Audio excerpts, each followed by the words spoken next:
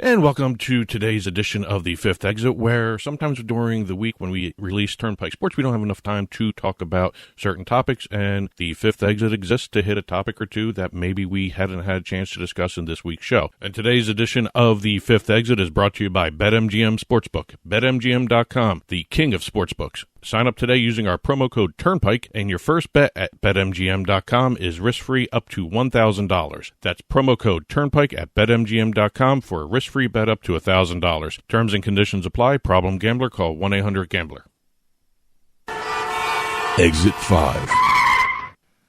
Okay, today's Fifth Exit's going to focus on the reports of ESPN looking for a sports betting deal. I love this. I love this idea. What harkens back to me about this ESPN deal is I'm young enough, or actually I'm old enough, to remember the ESPN Zone. Remember that in Times Square? Yeah. I got a whole bunch of T-shirts from the ESPN Zone all around the country.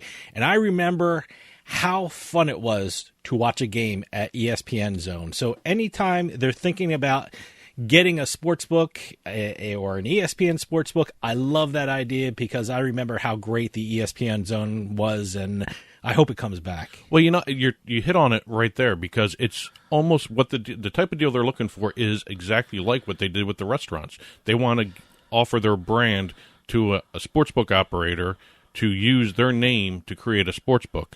And I noticed this is kind of a unique little subdivision of our industry in the United States. I don't see it too much overseas, but here we're starting to see major brands licensing their names to sportsbooks.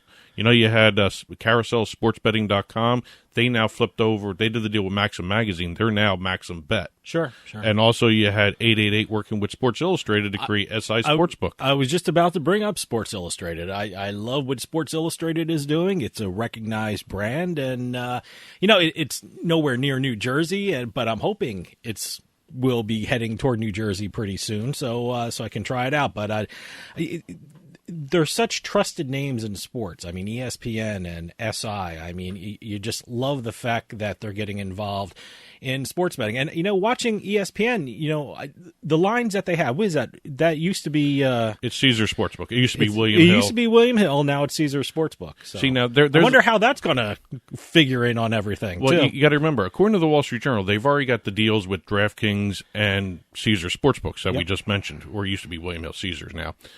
So those are two of the likely candidates. And also, you got to realize there's two different ways they can go here.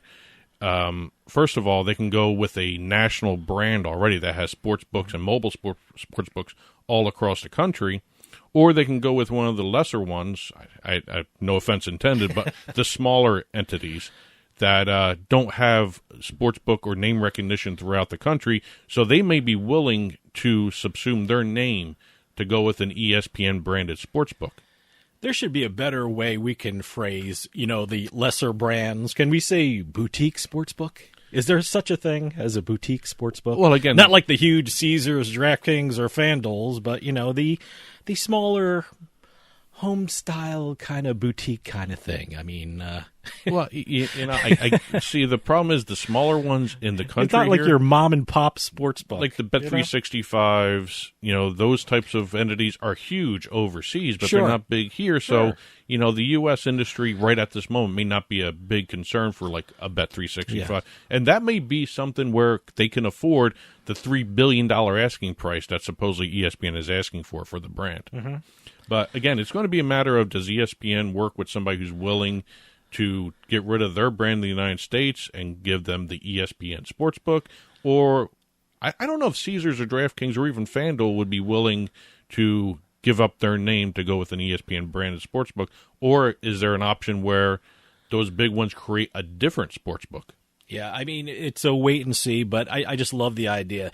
There was nothing better than a beer and a burger watching the game on ESPN Sports Zone. Now, if they have a sports book, the added element of betting on your favorite team, that's just something special. I love ESPN, and I love what they're thinking and the possibilities that could happen. Well, think about what would happen if ESPN did create a sports book. They would have the ESPN Fantasy Sports. They would have ESPN Sports Betting, And also their football power index, their baseball power index, Sure. they would actually not have to rely on outside deals anymore. They would have their own self-contained entity. It was almost like their own vertical, like some of these other companies are going for.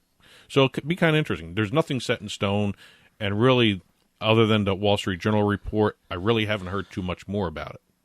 So I don't know where it goes. So if my opinion means anything, I would love an ESPN sportsbook. So what would it be? The ESPN is the leader in sports. Is it ESPN the leader of sports betting?